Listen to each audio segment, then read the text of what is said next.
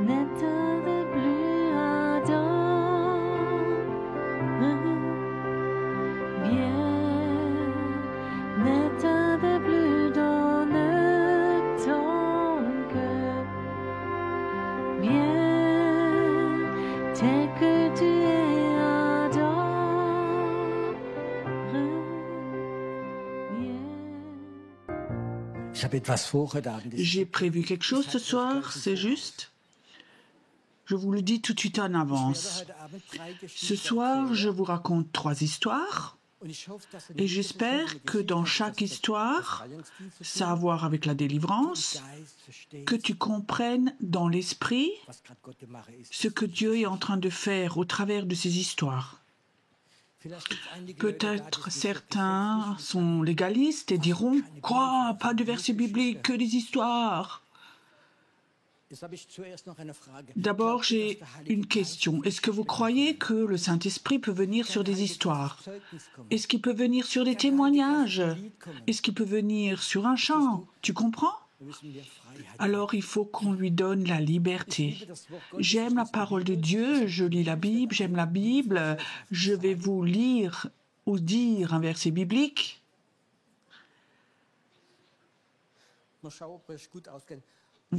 On va voir si vous connaissez de la Bible. Jean, comment ça commence? Au début. Au commencement était la parole. Ça suffit, ça suffit. Pas que vous me lisiez toute la Bible maintenant. Au début, au commencement était la parole. Maintenant une question. Quelle parole? Mais laissez-moi me poser la question. Quelle parole? Écrite ou exprimée? Ou dite? Vous avez déjà réfléchi? Parce que dans ces temps-là, il n'y avait pas de parole écrite du Nouveau Testament. Et au début, l'Éternel dit, le Seigneur dit, Jésus, au travers de sa parole, que la lumière soit, il n'y avait pas de parole écrite. Chez Moïse aussi, quand le feu était là, il n'y avait pas de parole écrite. Il est quand même allé. Nous sommes heureux que nous ayons la parole écrite, mais il n'y a pas que la parole. Tu comprends? Je ne sais pas si vous connaissez l'histoire. Il y a comme ça un frère légaliste, il a lu la Bible, c'était que la parole, et Jésus venait. Il lui dit, « Ne me dérange pas, je suis en train de lire. » Moi, j'aime la parole de Dieu, mais je crois aussi qu'on ait la liberté. Le Saint-Esprit peut se poser sur beaucoup de choses. Est-ce que tu crois qu'il y a des gens, ils ont un don prophétique pour dessiner et ils dessinent quelque chose, les gens viennent, qui ne sont pas croyants et ils commencent à pleurer parce que sur l'image, il y a quelque chose. Peut-être qu'il y en a qui ont le don de danser, c'est rare dans les églises.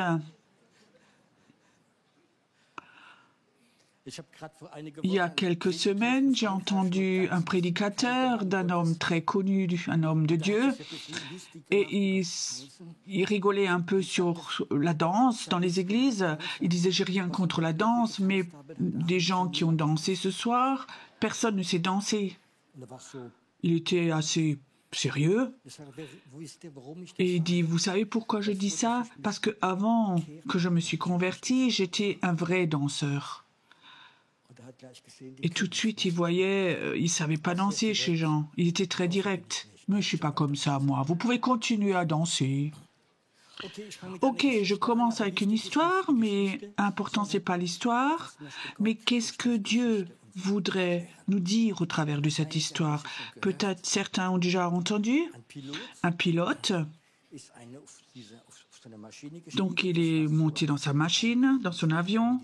C'était chez les militaires. Donc, une grosse machine qui peut monter très, très haut. Qui peut monter à 1000 mètres, à 2000 km de vitesse. Donc, il va dans son avion, il monte, il vole au-dessus de la ville, des nuages, et tout d'un coup, il remarque qu'un rat est derrière dans sa machine. Et quelque part, la nuit, un rat est rentré dans sa machine, dans son avion, et il voit ce rat, mais devant, il avait la ceinture, il ne pouvait pas aller derrière et chasser le rat. Et alors, il continue à voler et il voit tout d'un coup que le rat commence à manger les câbles. Et alors, il se retourne et il fait tchit, tchit pour chasser le rat, mais le rat continue à manger les câbles. Et alors, il a une idée. Tout d'un coup, il monte à 8000 mètres d'altitude. Lui, il se met le masque d'oxygène et le rat tombe et mort. Le rat n'avait pas de masque à oxygène. Est-ce que vous comprenez ce que Dieu veut vous dire? Il y a un niveau spirituel.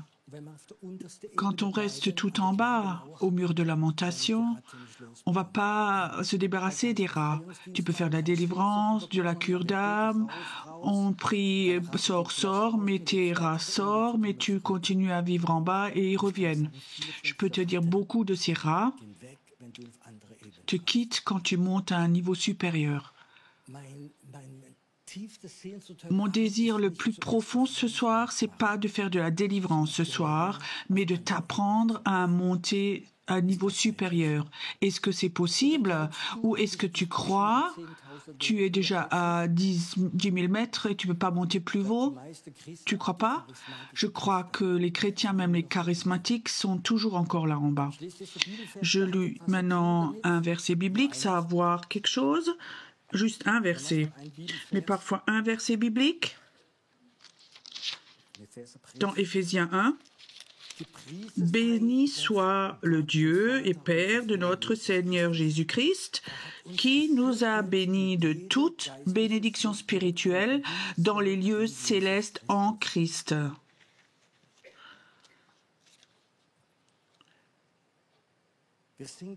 Nous sommes bénis de toute bénédiction spirituelle dans les lieux célestes, pas dans l'Église, pas aux conférences, mais dans les lieux célestes.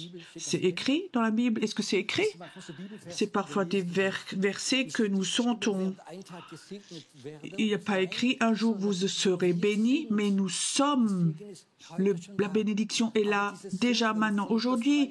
Mais cette bénédiction de délivrance, de guérison, bénédiction spirituelle pour la famille, des dons de Dieu, de connaissance, de sagesse et de tout est dans les lieux célestes. C'est pas dans l'Église de Jésus-Christ, c'est dans les lieux célestes.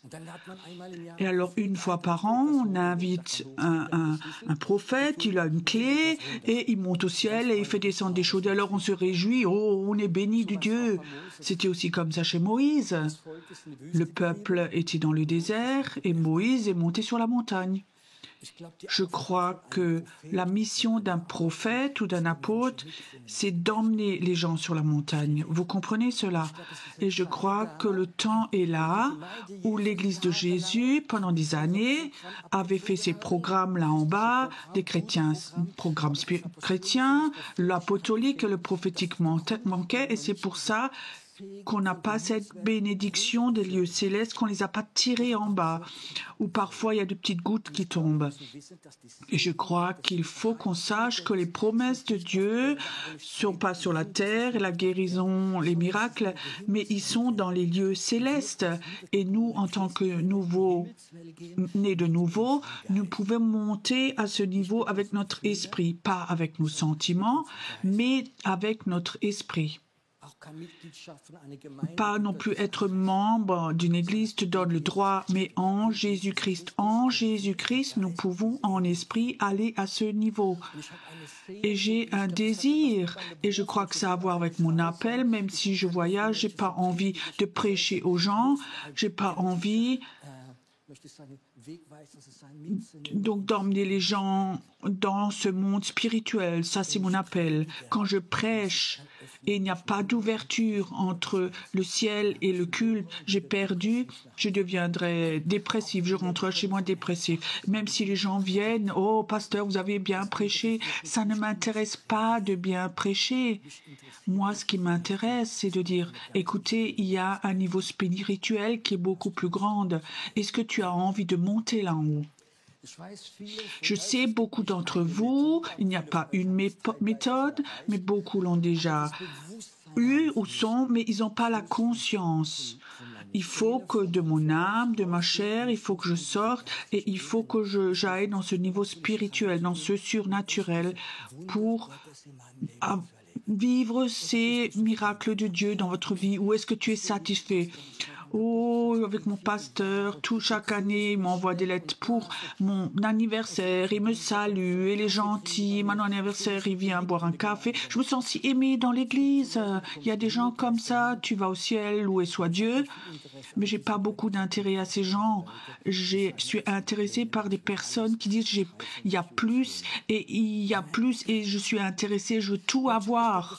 Bien sûr, il y a différents chemins et Dieu dit il vit dans la louange de son peuple, mais la louange c'est pas quelque chose pour donner de bons sentiments, pour les réveiller, pour qu'ils aient de la joie, mais la louange c'est autre chose. Une profonde louange déchire le ciel, une profonde louange emmène l'esprit des gens en haut. Je n'avais pas de notion que chez les chrétiens, il y avait aussi le surnaturel. Et quand je me suis converti, je suis allé à l'église et j'ai vu quelque chose, j'ai vécu quelque chose, que c'est le chanter en langue. Donc il faisait la louange, ça m'avait déjà beaucoup touché, je sentais la présence de Dieu et à chaque fois qu'on chantait en langue, pendant un long moment, je sentais, quelque chose est aussi ouvert, je peux toucher le surnaturel de Dieu. Et j'aimerais vous dire quelque chose. Ne fais pas d'adoration pour les autres, mais fais de la louange pour déchirer le ciel. Et je remarquais toujours, quand j'étais nouveau converti, quand je chante dans leur esprit, le ciel s'ouvre. Donc j'ai commencé un groupe de maison. Je suis un très mauvais musicien, mais je ne sais pas bien chanter, mais je savais quelque chose. Quand tu chantes en esprit, je vais dans le surnaturel. Et je me rappelle encore, dans le groupe de maison, j'avais acheté une guitare, j'avais appris 5 accords, et je les connaissais, ces 5 accords. On a chanté 3 chants, et après, oui, nous te louons, nous te louons. Et tout d'un coup, waouh, on a chanté en langue. On a élevé les mains, et j'ai dit, maintenant, il y a quelque chose qui vient. Maintenant, quelque chose vient. Et je savais, tu peux aller dans le surnaturel avec la louange. Tu peux aller dans le surnaturel avec une profonde prière, de don de soi, d'adoration. Il y a différents moyens de rentrer dedans. Mais il faut que tu saches quelque chose. Toi, tu as le droit de monter là en haut. Tu as le droit de chercher là en haut la bénédiction, la délivrance, la guérison, tout. Il y a tellement de miracles que Dieu a prévus pour nous, mais on ne les cherche pas parce qu'on reste là en bas. Les miracles ne sont pas pour l'Église. Les miracles sont pour toi, pour que tu les cherches. Et c'est bon que dans l'Église, qu'il y a beaucoup de gens qui ont la capacité, mais quand le culte n'est que là en bas, je peux te dire, c'est ennuyeux. Nous avons vécu un temps où le surnaturel était très limité, aussi dans le milieu charismatique pentecôtiste. Mais j'ai l'impression qu'en ce moment, Dieu a enlevé une cloche de beaucoup d'églises et c'est ouvert. Et les gens peuvent aller dans le surnaturel. Ils peuvent chercher ces bénédictions dans les lieux célestes en Jésus-Christ que lui a préparé d'avance pour nous. Ils ne tombent pas par hasard, mais toi, tu peux monter et chercher ce que Dieu a prévu pour toi. Imagine si nous cherchions que ce que Dieu a déjà prévu pour nous. Est-ce que la vie serait différente? Oui. Oui, ça, c'est quelque chose de très important. Premièrement, pour la délivrance, ministère de délivrance, je sais, les puissances démoniaques peuvent te tirer vers le bas, te rendre malade, dépressif, peuvent t'enlever la joie, plein de choses. Mais si toi, tu te décides, je veux monter d'un étage ou plusieurs étages, la Bible dit tu as la puissance d'être enfant de Dieu. Ça veut dire tu as l'autorité de monter des étages plus hauts. Et ça, c'est une décision. Ne regarde pas tes sentiments, mais monte plus haut et tu vas voir, il y a un moment où beaucoup de démons vont te quitter. Est-ce que vous croyez à la Bible, à l'histoire de la montagne de transfiguration? C'est une belle histoire. Tout d'un coup, Élie vient, le temps et le Dieu sont dissous, la gloire de Dieu est là. Est-ce que vous croyez que les démons étaient encore là? Tu comprends? Imagine maintenant si Jésus dit on monte sur la montagne de transfiguration, mais peut-être quelqu'un aurait dit, mais Jésus, il y a 3 semaines là en bas, il y avait des groupes de satanistes et ils ont sacrifié des bêtes, tu peux pas monter là en haut. Qu'est-ce que vous pensez que ce que Jésus aurait dit? On cherche notre montagne, on va à l'église. Je peux te dire, sur la montagne de transfiguration, il n'y aurait pas eu de puissance démoniaque. Même la personne qui était là, qui serait, tu penses à les plus grands démons, le plus possédés, je te promets là en haut, les démons seraient partis parce qu'ils ne supportent pas là en haut. Et ça, c'est quelque chose qui est très important. Ce soir, j'aimerais te raconter une deuxième histoire. Donc la première, vous avez déjà retenu quelque chose. La deuxième histoire, c'était en Suisse. Un homme va se promener, un agriculteur, il habite dans les montagnes le dimanche matin, il se promène et alors il voit un nid d'aigle, un grand nid d'aigle, mais il n'y avait plus d'aigle. Et il y va, il voit un œuf. Il pensait, ouais, peut-être que cet aigle a eu un accident ou autre chose. Il a peur que l'œuf donc reste tout seul. Donc il le tient encore un peu chaud. Il l'a pris dans sa veste, il l'a emmené à la maison. Et cet œuf, il l'a mis dans le poulailler. Il y avait juste une poule qui était en train de couver et il a mis cet œuf avec les œufs de poule. Et la poule a accepté ça et elle l'a chauffé, couvé. Après plusieurs jours, les petits sortent de l'œuf et effectivement, 2 jours après, il y a un petit aigle qui sort. Ce petit aigle était là. Donc la poule accepte, les autres aussi, et il se comporte comme une poule quand il gratte le sol, pour chercher des vers, et comme ça, le comportement d'une poule. Personne lui a dit que c'était un aigle. Et un jour, ils étaient dans la cour, dehors, donc il y avait un grillage, il y a un vrai aigle qui vole au-dessus de la maison. Et tous les poules regardent vers le haut, et le petit aigle aussi regarde vers le haut. Et alors, une poule dit à l'aigle, « Hein, ça, c'est pas notre niveau, ça, hein ?» Ben oui, il croyait. Plusieurs mois plus tard, l'aigle est décédé, il est mort. Et il n'a jamais appris et su qu'il était un aigle. Combien de chrétiens est-ce qu'il y a ici, aujourd'hui? Ils ont un appel d'être un aigle, d'être un prophète, d'être une prophétesse, d'aller dans le surnaturel. Mais personne ne leur a dit cela. Pendant des années, ils sont dans le poulailler.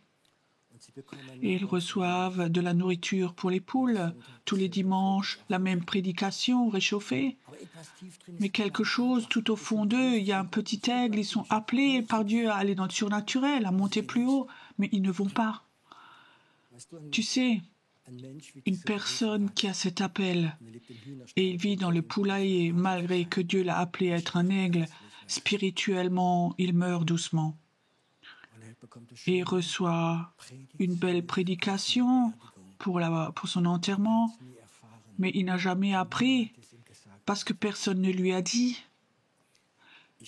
Moi, j'aimerais dire à des gens ce soir ici, il y en a ici et ils savent au fond de leur cœur, tu n'es pas appelé par Dieu à chauffer les chaises d'église tous les dimanches. Tu es appelé par Dieu à aller dans le surnaturel. Tu es appelé par Dieu à avoir des visions, d'avoir des images, d'être prophétique, pas d'être dans un programme chrétien d'église, mais tu es appelé à être prophète. Et tu sais, quand tu as un appel de prophète, alors il y a des démons dans les enfers, ils sont programmés pour les gens prophétiques, contre les gens prophétiques.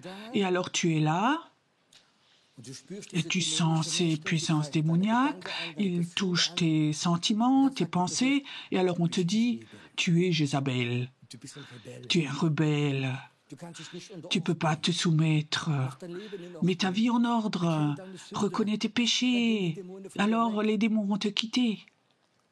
Tu sais, et alors tu es dans ton poulailler, tu crois cela, et tu meurs spirituellement. Si tu as un appel en tant que prophète, je te donne juste un conseil. Vole plus haut que les sorcières. Est-ce qu'on peut cela? Et je peux te dire, quand tu as un appel d'être un prophète, une prophétesse, si tu as cet appel et tu restes tout en bas, au niveau le plus bas, avec ces puissances démoniaques qui viennent d'en bas, je peux te dire, spirituellement, tu vas mourir et après un moment, tu ne veux plus, tu n'as plus de désir. Il est temps que le peuple de Dieu se lève et rentre dans son plan. Il est temps que les chrétiens comprennent qu'il y a une autre dimension, qu'on aille dans les lieux célestes. Est-ce qu'il y a une question? Est-ce que ce soir, il y a des femmes qui sont déjà grand-mères? Laissez vos mains en bas.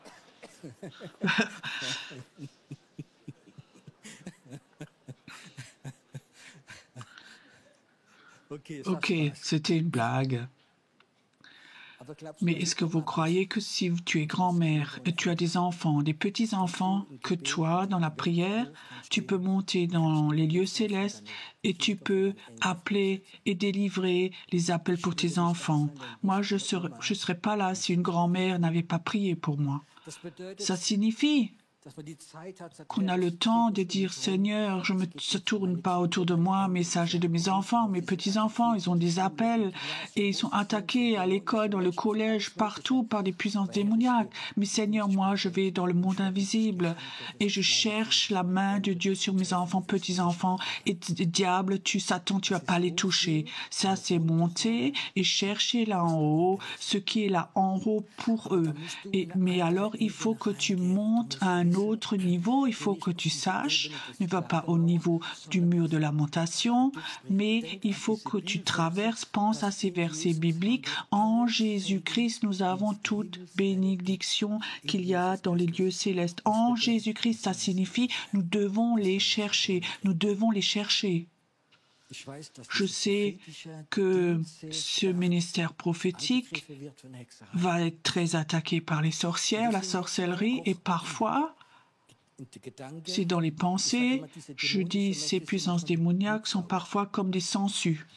Ils se collent à toi et ils sucent ton sang. Et dans ton sang, il y a la puissance, la vie, et ils te sucent. Et quand les gens qui ont un appel prophétique pour être des aigles, et les leaders spirituels leur ont brisé les ailes, pour eux, maintenant, j'aimerais exprimer la guérison. Écoute, ce soir, il y a des gens qui sont là, je vais écourter. Tu as un appel prophétique et tu as commencé. Et alors, il y a des leaders spirituels et ils ont dit, il y a des phrases comme ça, les femmes doivent se taire à faire ceci ou cela. Et tu n'as plus osé. Et Dieu dit, ils ont brisé tes ailes. Et là derrière, il y a une puissance démoniaque de contrôle. Écoute, j'aimerais maintenant, ceux qui sont là ce soir, et tu sais très bien, Dieu te parle à toi. Lève-toi vite de ta chaise. J'aimerais prier pour toi. Toi, tu as vécu des blessures terribles par des leaders spirituels qui t'ont brisé, qui t'ont critiqué, qui t'ont dit « tu es une Jézabel », qui t'ont attaqué très fortement. Père, j'aimerais maintenant prier que cet esprit qui ont été abusés, que cette mort qui est rentrée dans ces femmes au travers de ces hommes, je le brise au nom de Jésus. Je le brise au nom de Jésus. Je brise cela au nom de Jésus. Ça te quitte maintenant, ça te quitte. La honte te quitte, les doutes te quittent maintenant. Ça te quitte maintenant. Et ton appel va de nouveau revenir pleinement. Ce soir, tu vas de nouveau connaître la nature de l'aigle. Tu reçois maintenant ta guérison, ta délivrance pour être un aigle. Reçois maintenant. Père, je brise aussi l'esprit de mort Mort, tu quittes maintenant. Tu sors maintenant au nom de Jésus, tu sors de ces personnes, tu sors de cette salle, tu sors de cet endroit. Esprit de mort, maintenant, tu vas quitter au nom de Jésus. Aussi les pensées, de préférence, tu serais mort. Maintenant, ces pensées te quittent. C'est important que tu vives. Dieu a besoin d'un œil prophétique. Il a besoin de ton cœur prophétique. Ça te quitte. La malédiction est brisée. Toi aussi, ton Père t'a maudit, où il a que vu tes fautes. Tu vas de nouveau aller dans le surnaturel, dit le Seigneur. Ça te quitte maintenant. Ça te quitte maintenant aussi, ici. Chez les hommes, ou dans leur personnalité, ils ont été brisés par les critiques de leaders spirituels. Merci Seigneur que tu restaures leur personnalité et qu'ils reçoivent une personnalité prophétique, un caractère prophétique. Merci que tu es un Dieu qui fait des miracles, que tu fais des miracles maintenant. Et maintenant, ceux qui sont debout commencent maintenant dans la foi à voler et à bouger tes ailes comme un aigle. Oui, bouge tes ailes, bouge tes bras. Waouh, waouh. Reçois maintenant, reçois maintenant. Je vois maintenant comme certaines personnes, comme il y a nombre qui te quittent, ça te quitte. Dieu dit, je te guéris maintenant. Tu vas voler de nouveau. Tu vas de nouveau aller dans le surnaturel. C'est maintenant le temps. Où cette douleur de ton passé, cette douleur va te quitter. Cette douleur te quitte complètement, complètement. Cette histoire d'aigle, c'était une bonne histoire. Le Saint-Esprit l'a touché. Il y a quelqu'un qui est là, ça fait que tu as des douleurs dans les épaules depuis des semaines et ça te quitte maintenant. Le joug est brisé. Cette douleur te quitte maintenant de tes épaules, celle te quitte maintenant. Vole, aigle, dit le Seigneur, vole, je vais t'utiliser, tu vas avoir une onction prophétique pour la prière et souvent des semaines à l'avance, tu verras ce que Dieu veut faire, Inspire encore profondément une onction prophétique, une onction prophétique, une onction prophétique. Merci Seigneur, tu es si bon. Le Saint-Esprit agit encore. Ça te quitte maintenant, ça te quitte maintenant. Là où tu as été abusé spirituellement, ça te quitte maintenant. Dieu va t'utiliser. Peut-être tu ne vas jamais faire cela dans une église, mais le monde t'attend. Le monde t'attend. C'est parti. C'est parti. C'est parti. Merci Saint-Esprit. Vous pouvez reprendre place.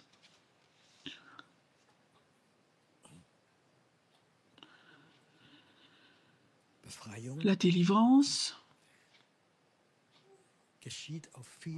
se fait à différents endroits, niveaux ou manières. Il n'y a pas une délivrance, mais il y a plusieurs niveaux ou manières. Plus on monte haut et plus on découvre les zones ou les façons. Je vais encore vous raconter une histoire, est-ce que c'est OK? J'étais juste à un séminaire, et alors un missionnaire, c'était un Américain, il était en République tchèque, et il m'écrit un email. Il me dit, c'était le dimanche matin, je me promenais dans la forêt, j'avais libre. Il y a comme ça un chemin qui monte dans les montagnes, dans la forêt. Et alors, il y a un jeune qui vient à ma rencontre, avait peut-être 15 ans. Il avait l'air un peu bizarre et il avait une cage et un oiseau dedans. Alors, il lui demande, c'est une cage? Il dit non, c'est un piège. Quand donc l'oiseau rentre, la porte ferme et j'ai un oiseau. Et le missionnaire demande, mais qu'est-ce que tu fais? Alors il dit, tu sais, on a peu d'argent, on n'a pas de jouets. Et ça, c'est mon hobby. Et moi, je torture les oiseaux, je leur arrache les plumes une après l'autre et à la fin, je prends une aiguille, je pique les yeux jusqu'à ce qu'il est mort. Qu'est-ce qu'on fait dans une telle situation?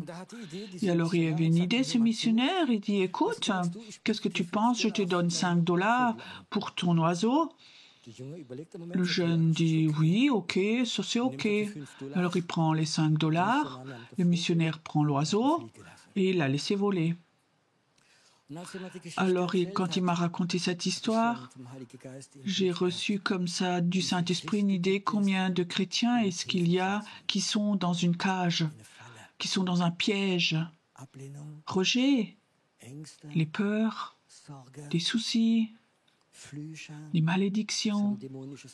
Ils ont fait des choses démoniaques, des soucis, la dépression. Ils sont dans une cage. Satan les a attrapés, ils sont là-dedans.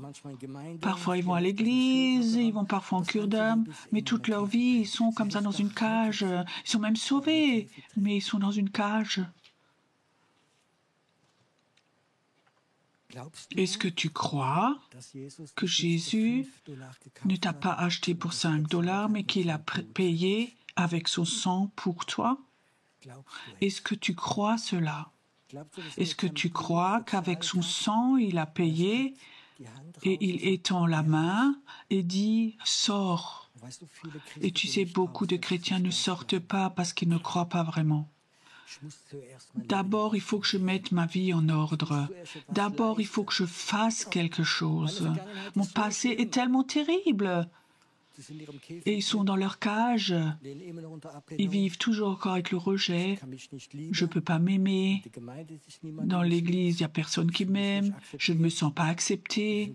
Et ce sont des chrétiens et ils sont toujours encore dans leur cage.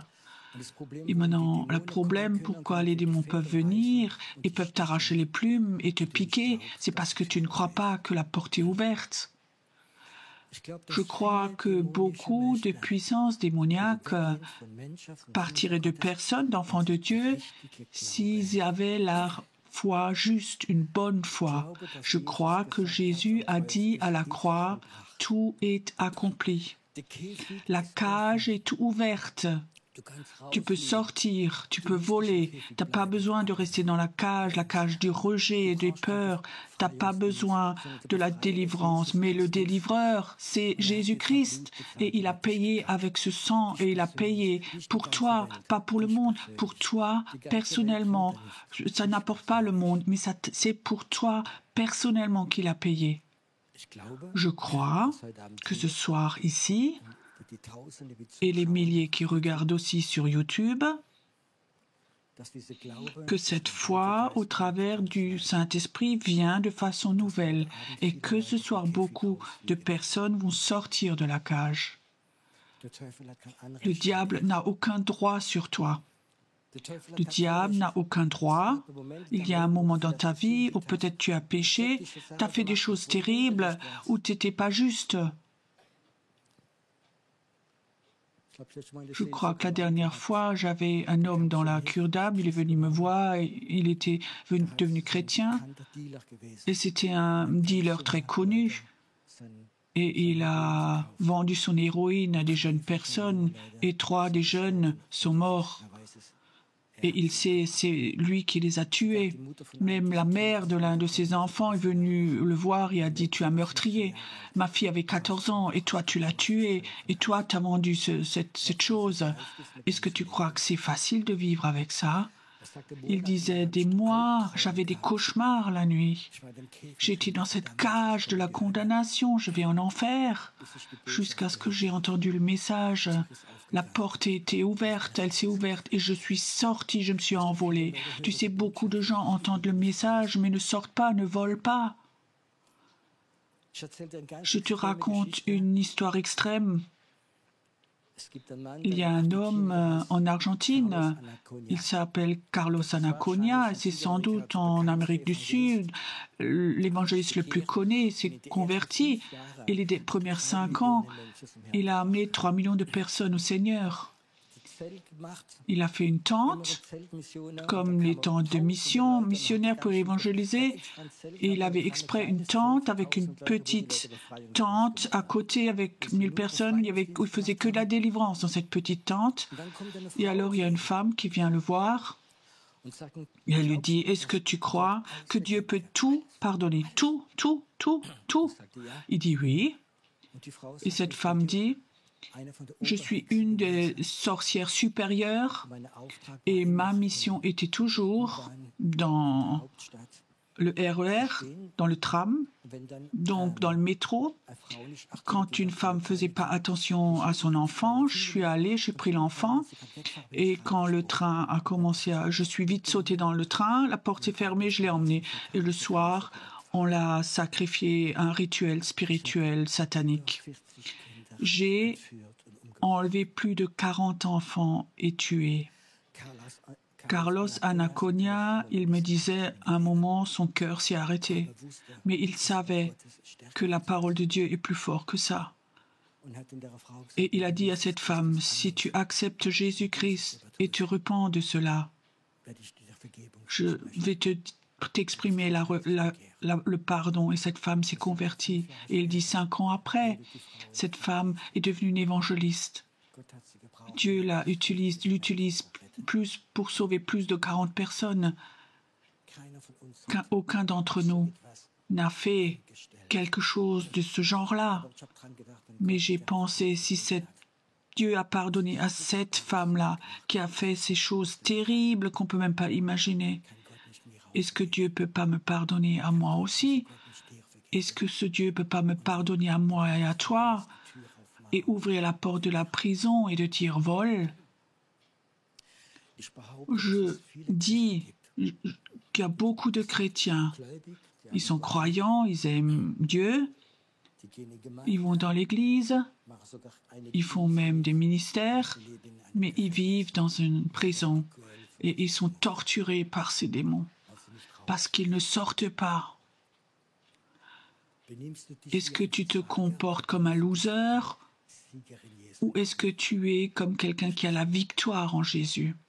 Je crois que c'est le temps où la foi de nouveau revenir à l'Église.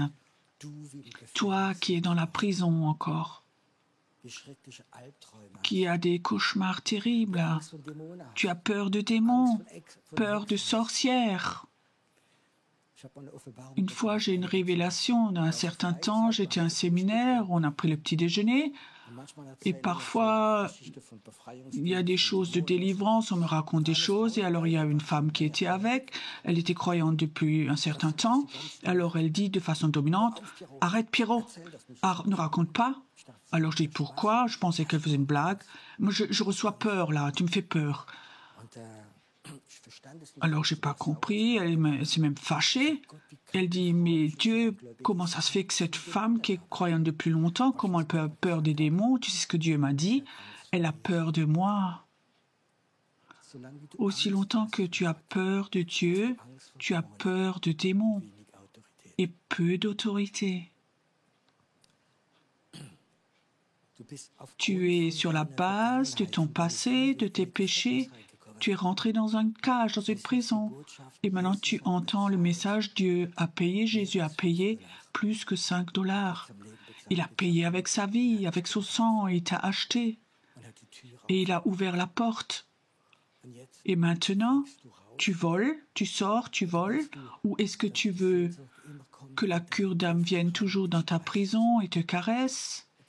Ou est-ce que tu veux sortir, voler, pour raconter aux autres personnes qu'il y a quelqu'un qui peut ouvrir la porte? J'aimerais encore une fois le dire. Est-ce que tu crois que Jésus a payé pour toi et que toute cage ne peut plus te retenir? La porte est ouverte, mais il faut que tu en sortes. Et il faut que tu te comportes comme un oiseau libre, pas comme un dans une cage. Tu n'es pas victime, mais tu es acteur. Et toi, tu vas amener aux autres cages que la porte s'ouvre.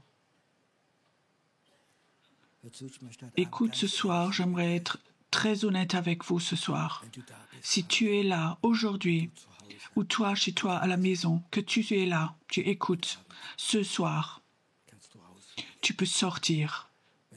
Si tu es là et tu sais très bien, quelqu'un qui contrôle tes pensées, qui te rend dépressif, qui te rejette, qui te fait peur, et tu sais très bien, en partie tu es encore dans une cage, lève-toi, je vais prier pour toi. Ne regarde pas à droite, à gauche. C'est un moment où le Saint-Esprit veut agir. Il veut agir.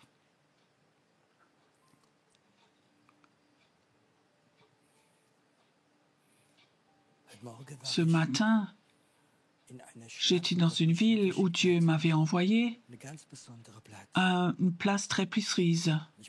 Je suis allé là-bas et j'étais à cette place et je voyais un grand esprit de mort qui était là-bas et il voulait contrôler cette place.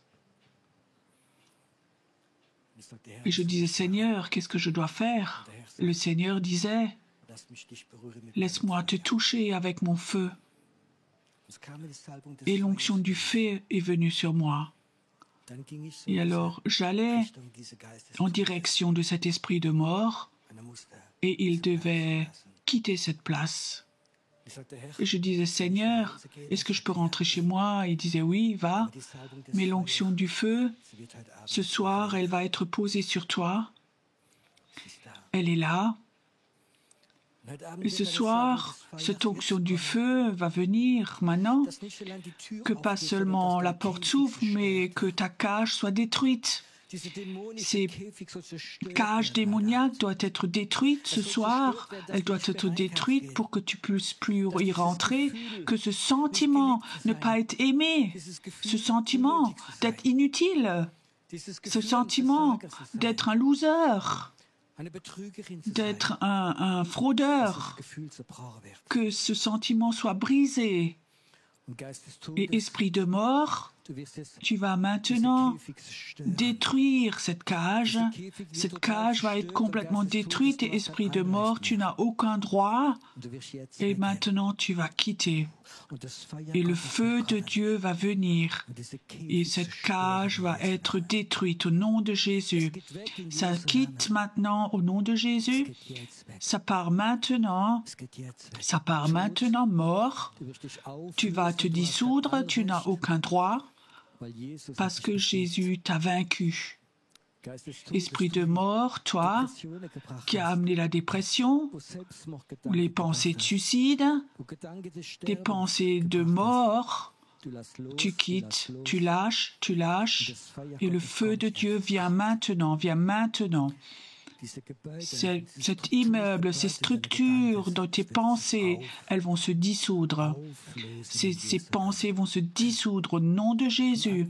Inspire, voir profondément, inspire. Certains vont pouvoir sentir ce feu. N'aie pas peur.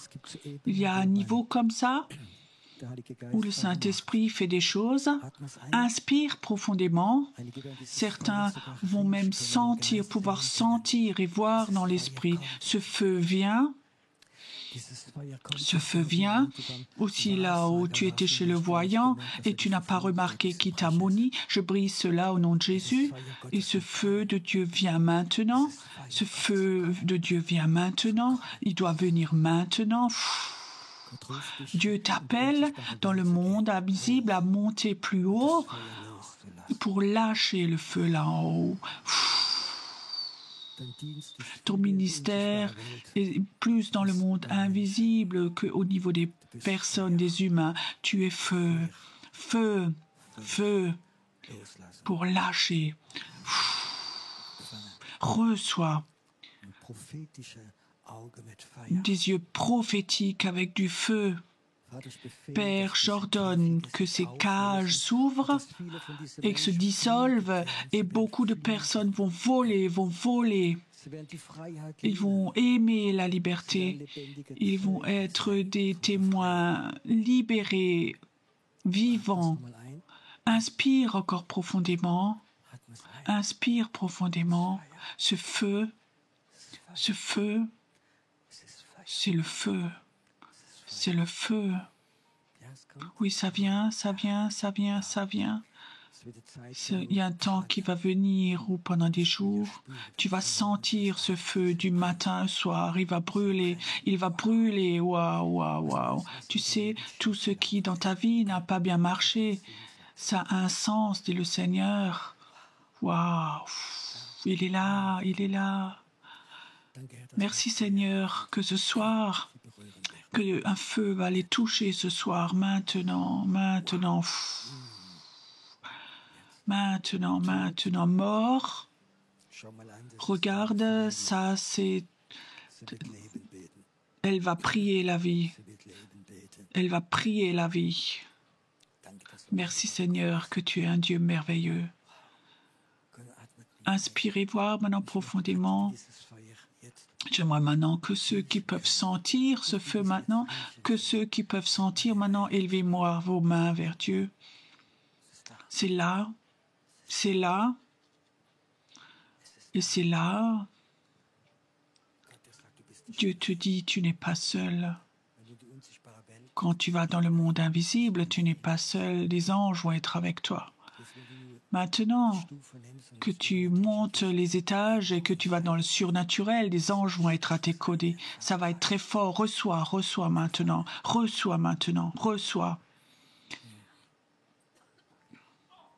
Je vois maintenant que c'est un moment saint maintenant où les cages, ces prisons vont être détruites, anéanties. Tu es appelé à voler. Tu es appelé par Dieu à voler. Tu es appelé à monter dans le monde invisible et voir ce que Dieu a préparé pour toi, pour ton pays, pour ta ville où tu habites, peut-être pour ton église. Reçois maintenant.